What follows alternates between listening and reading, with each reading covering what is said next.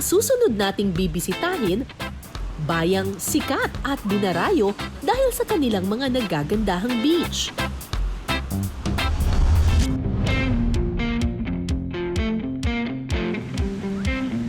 Mga kapuso, mukhang summer came early dito sa Pinasarap. Pero kung inaakala niyong magbabakasyon ako, it's a prank. Kasi hindi po ako mag-surfing kahit na ganyan kalakas yung alon. Ang gagawin po natin ay mangunguha tayo ng alimasag. Wala! Ah! Sayang na puno! Ayan! Meron! Meron! Meron! Sasama rin tayo sa laot para manghuli ng mga sapsap. Hoy! Pasok kayo! Yan! Kailangan ata mas malakas pa. Boom! Lalakas ang alon. Parang walang kahuli ah! What? Ano ba yan? Kamay, ma'am. Kamay malagla. Ayoko na tumayo. Ang hirap mag-balance. Lalakas ang alon. At lulusong sa kanilang ilog para manguha ng mga paros at halaan. Ngayon, sasalukin ko na. Wala, bato lang yung nakuha ko. Oh, bato. Ano ba yan? Oh, meron ako nakuha pero bukas na siya. So, hindi to kahoy. Para kang naghukay ng nakapikit pala dito. Hirap. Ano ba to?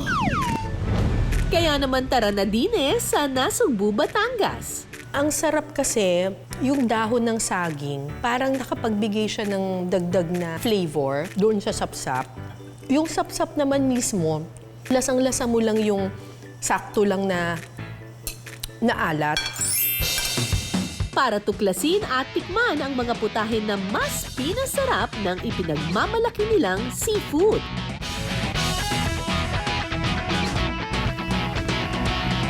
Naku, buti na lang hindi ako humingi ng kanin kasi mapaparami ako ng kanin dito. Panalo!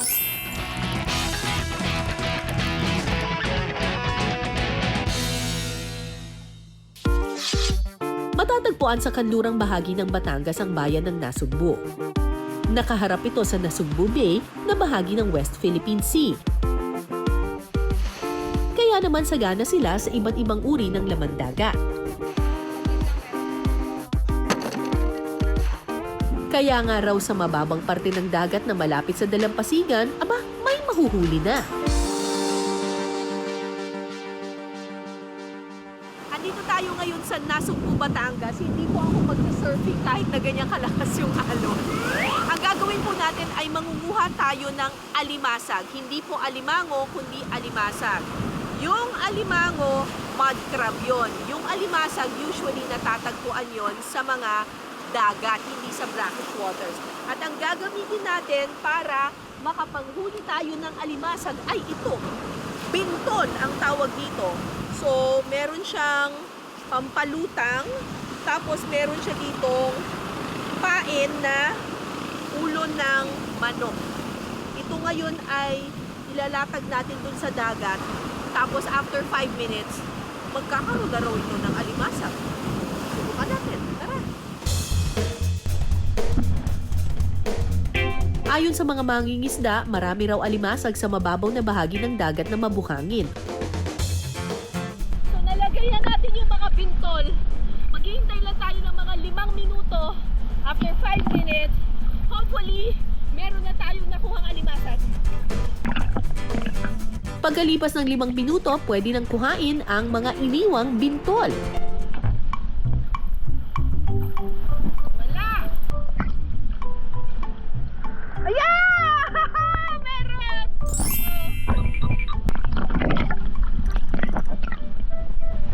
Ah! Sayang na puno! May huli kaso lang nahulog. Kailangan i-inawit din talagang titignan natin.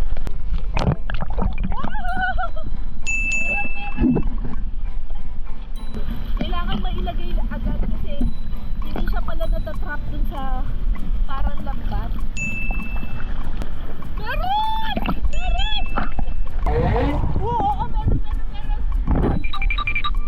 mga nahuli namin, 3 spotted swimmer crab. Ano ba yan, mga baby o ganyan na talaga sila? Ganyan na talaga to? Ang liit! Wala atang naman pa to! Ang liit lang nang nakuha namin. Ito na ba? Kinakain nyo na itong ganito? Nalakad pa po ma'am na ayaw ko malaki. Paano luto dito? Ito pong pag-isa. Pwede pong gata. Ginagataan. Excited na ako sa ginataang alimasag kaya diretso na tayo sa kusina. Sa isang kawali, igigisa ang bawang, sibuyas at alimasag. Kapag nagisa na ito, pwede nang ilagay ang gata. Lalagyan din ito ng luya, kaunting tubig, asin at paminta. Habang sumusulak po siya, lagay na natin yung ating vegetable, kalabasa, squash.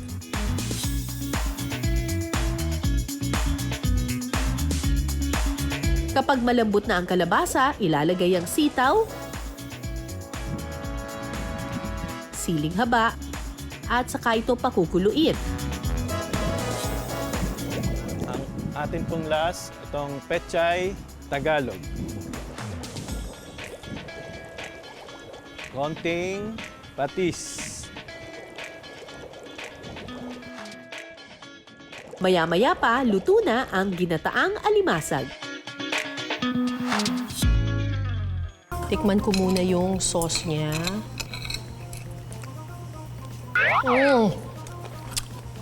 I love it. Sarap. Nag-melt na yung, sumama na yung yung kalabasa, nadurog na yung kalabasa dun sa sabaw. Kaya tingnan mo, yung sauce niya, dilaw na. Tapos yung alat niya, galing dun sa sa alimasag. Medyo wapoys lang to kainin. Kasi kailangan mo magkamay para, ang liit kasi nung alimasag. Pero kahit maliit, pwedeng maging malinamnam. Ngayon, makatas. Buti na lang, hindi ako humingi ng kanin kasi mapaparami ako ng kanin dito. Panalo! Pagkatapos suungin ang malalakas na alon, mangingisda naman tayo sa laot. So, andito na tayo ngayon dun sa lugar kung saan marami raw sapsap. Iuhulog na natin itong lambat. Arya! Ganyan lang. Parang palpak. Ano ba sa ihulog lang? Pamamanti ang tawag nila sa paghuli ng sapsap gamit ang lambat. Ang haba nito ay malapitin. Tapos, kasabay ng paglaladlad ng lambat ay umaan na rin yung bangka para assistant siya sa kanya na mismo. Pati ba ito ay lalaglag ko? Bago yun ma'am. Ang gagawin natin ngayon, ipapalitin natin ito. Pero kailangan bulabugin natin yung tubig para pumasok yung mga isda dun sa lambat. Ang tawag dito ay timbog. So, ito yung pambulabog nila ng tubig. Hindi naman natin sisirain yung corals dun sa ilalim. Ang gagawin lang natin ay bubulabugin natin yung surface water para matulak natin yung mga isda, mabulabog yung mga isda at pumasok sila doon sa lambat. Ganon? Hoy! Pasok kayo! Yan! Go!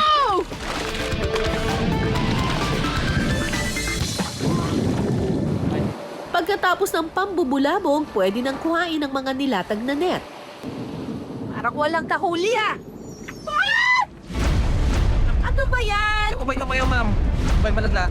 Ayoko lang tumayo. Ang hirap mag-balance. Lalakas ang alon.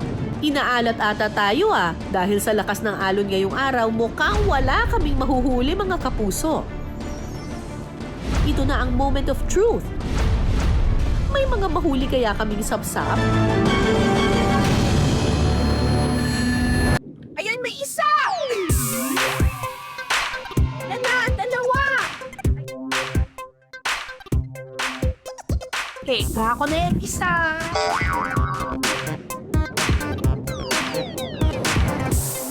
Mukhang mailap ang mga sapsap sa atin. Yan, may isa pa. Dalawa. Oh, ano yan? Yan. May isda. Kaya, yun pa, kuya, may isda pa dun. Okay, next. Ayan, may isa pa dito, no, tutukli, oh. Isa-isa kuha, ah. Oh, wala na siya, pero... Kindan mo yun matapisan. Makikita mo. Ito, may isa pa. May ano? Kapit. Mabit. Kahit saglit lang tayo ng isda, sumakses pa rin tayo sa panghuhuli ng mga sapsap.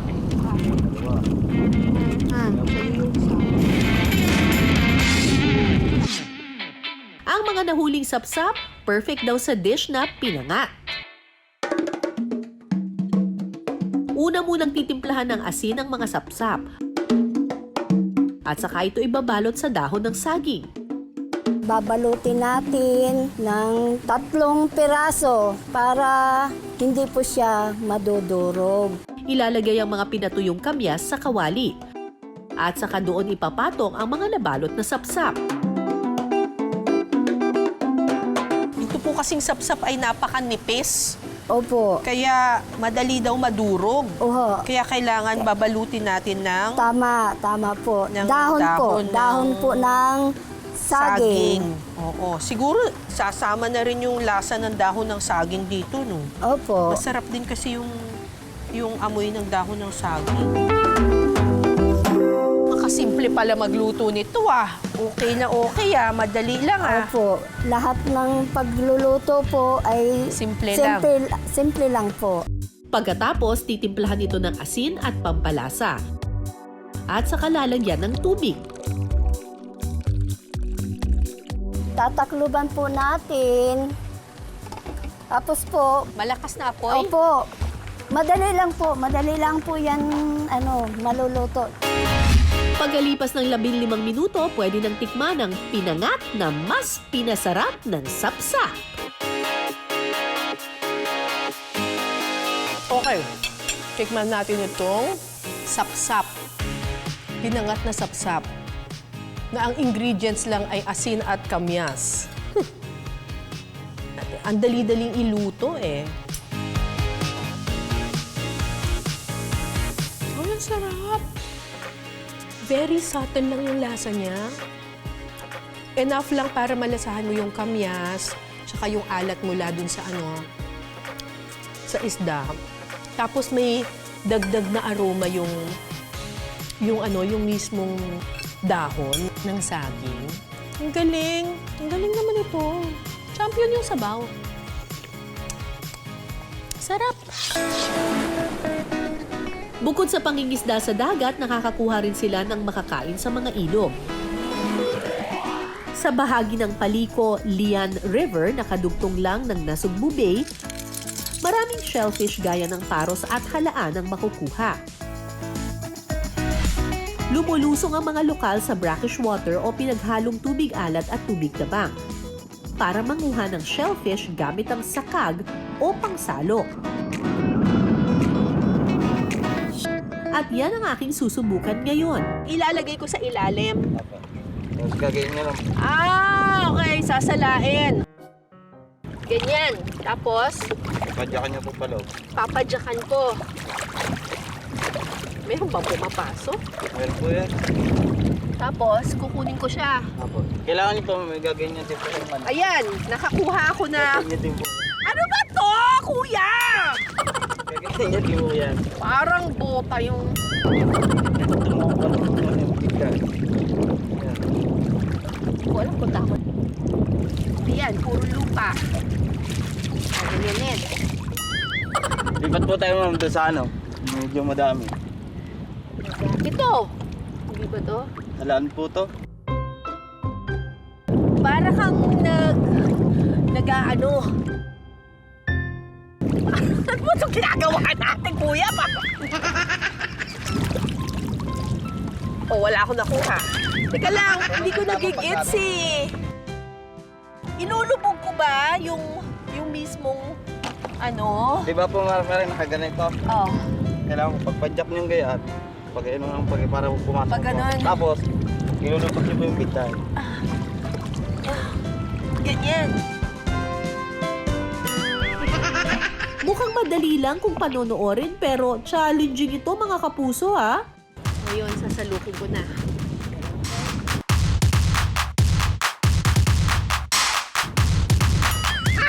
Lahat na niya. Wala! Bato lang yung nakuha ko. Oh, bato. Ano ba yan? Ano po, mama, madami. Ang hirap eh. Maya-maya pa, Meron ako nakuha! Hoy! Meron! Meron! One. Oh, two. Oh, di ba? Dalawa na ako Magkano ba yan? Magkano ba ang presyo niyan? Ha? Ito po, Oo. 60 po ang kilo. 60 ang kilo. Ilang piraso sa isang kilo? Turo po nasa mga 60 piras. Pero pag malalaki po, siguro na support yan pila. Okay. So, ang nakukuha ko lang pala kasi yung nasa mga ibabaw lang. Dapat yung ilalim ang nakukuha ko kaharaan. Oo. One! Nakakatatlo na ako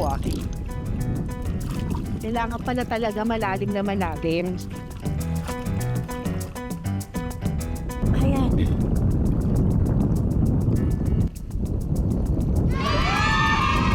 Isa-isa, pero pwede.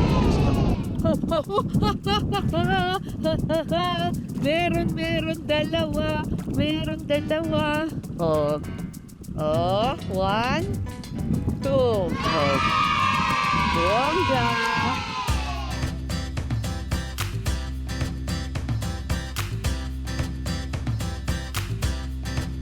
So, ito na yung mga nakuha nila. Ako, ang contribution ko dito, 5 piraso lang. Ang tansya nyo, ilang kilo na to? Sa 45. 45 kilos. At ang isang kilo ay nagkakahalaga ng 60 pesos. Parang siguro mga kulang-kulang 3,000, no? Bongga, pwede na. ang mga nakuha nating paros masarap daw gawing sisig. Ang mga halaan naman, perfect kung sasabawan. Ganito yung itsura ng mga paros na nakuha natin kanina. Kapag nilaga na ito at hinimay na, ganito yung magiging itsura niya. Kasama ko dito si Chef June. Hello po. Ito po ay pinakuluan niyo po. Yes po, ma'am. Yung mismong shell, tapos binukas niyo siya. Yes po. At nilabas ninyong ganito. Opo. Alright. Tapos mapapansin niyo po, meron siyang itim dito.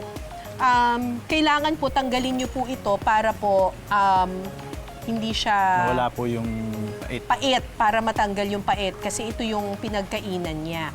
Ang iluluto natin ngayon ay, Butter paros sisig. wow! Sisig! Sa isang kawali, igigisa ang sibuyas at ang nalinis na paros. Ito po hindi inasinan, basta nilaga lang talaga. May timpla po. May timpla. Yes po. Nilagyan ko po siya ng laurel, luya, sibuyas. Okay. Para matanggal lang yung lansa. Opo. Pero gaano katagal niyo pong pinakuluan yan? 15 to 20 po. Yung halaan kasi mabilis maluto eh. di Yes, ba? ma'am. Medyo manipis yung kanyang pinaka-shell. Pero yung paros Medyo makapal po siya. Mas mahal pa pala to kaysa sa halaan. So, baka espesyal. Wow. Pinasarap trivia time muna tayo mga kapuso. Parehong freshwater clam ang halaan at paros. Pero ano nga ba ang pagkakaiba nila? Magkahawig sa unang tingin pero magkaiba sa lasa. Ang paros ay mas malaki at makapal ang shell. Mas matamis at mas malaman din ito, kaya karaniwang ginigisa. Ang halaan naman, mas maliit at mas manipis ang shell, mas malinamnam ito kapag sinasabawan. Kapag nagisa na ang paros, titimplahan ito ng paminta at asin. Hindi po yan yung katulad ng, alam niyo po yung pusit, halimbawa, di ba, pag tinagalan mo ng luto, nagiging rubbery siya. Hindi naman, ma'am. Hindi siya ganun. Opo. Sunod na ilalagay ang siling green at kaunting toyo. So parang pangkulay lang Pangkulay ito. lang po. Yung Butter. butter. Maglalagay ng butter sa sizzling plate at saka isasalin ang ginisang paros. Habang sumusulak siya, ma'am, lagay na natin to on top. Mayonnaise. Mayonnaise po. Okay. Pero hindi ihahalo. Hindi na po. Oh, wow. Tapos, ito pong Yung kalamansi. Mga kapuso, luto na ang butter paros sisig. tikman muna natin itong sisig paros. First time kong kumain ng paros eh. At naiintriga ako kasi mas mahal daw siya sa halaan tapos mas mahirap siyang i-prepare.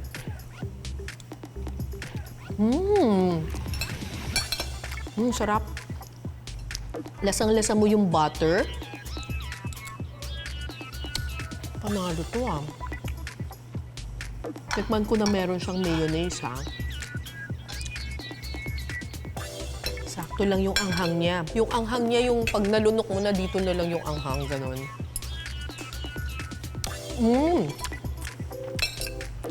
Okay din siya na may mayonnaise, pero ako personally, parang mas gusto ko na wala siyang mayonnaise.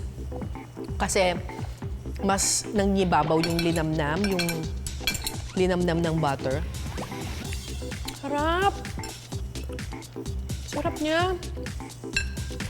Panalo to.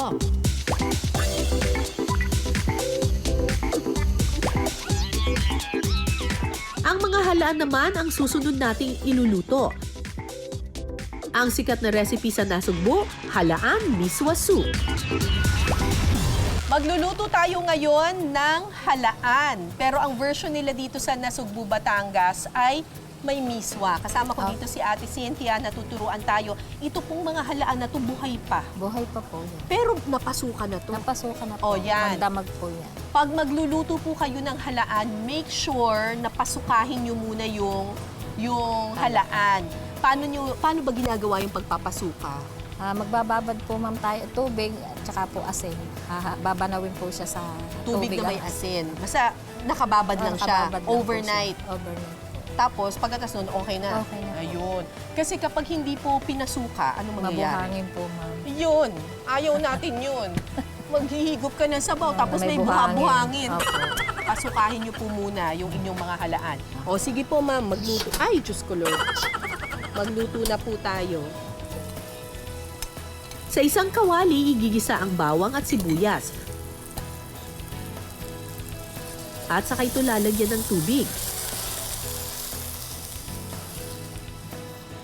Ganyan lang po naman yung kadali na lutuin. Hindi nyo na nilalagyan ng mga luya, ganun. Hindi na po, ma'am. Tanglad, o ano man. Kasi pag po nilagyan po siya ng tanglad o kaya po luya, Oo. ano po siya? Parang tinola. Titimplahan ito ng paminta at asin. At saka ito hahayaang kumulo. Ayan, kumukulo na. Ngayon po, ilalagay na po natin ang Halaan. halaan. Pakukuluin lang ulit. Pakukuluin ulit ito hanggang sa bumuka ang shell ng mga halaan. At saka ilalagay ang miswa. Ito po ay alugbati. Alugbati po, ma'am. Ayan po ang ating pong itatapping sa halaan. Hayaan lang itong kumulo hanggang sa maluto ang miswa at mga gulay.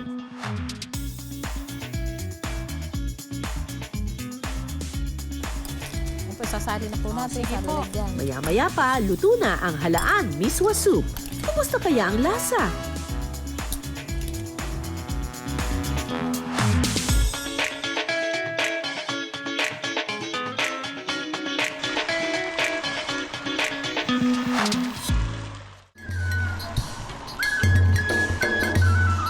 Tikman ko muna yung sabaw.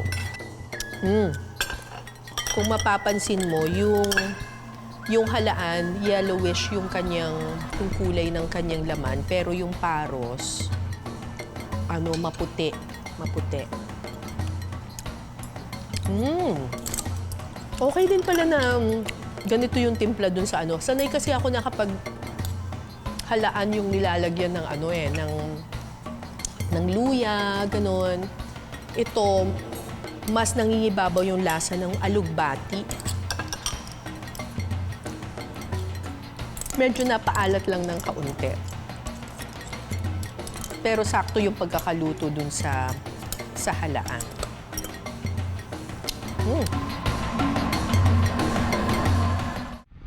Ang pagbabakasyon ko sa Nasugbu, it's a prank! Pasok kayo! Yan! Pero ang saganang biyaya ng dagat at ilog nito, walang joke at pawang katotohanan lamang. Kaya naman ang Nasugbu, worth it talagang dayuhin. Hindi lang para sa mga beach at tanawin, kundi para na rin sa yaman at masarap na handog ng kanilang katubigan. Hanggang sa susunod nating kwentuhan at salo-salo, ako po si Cara David. Ito ang Pinas Sarap.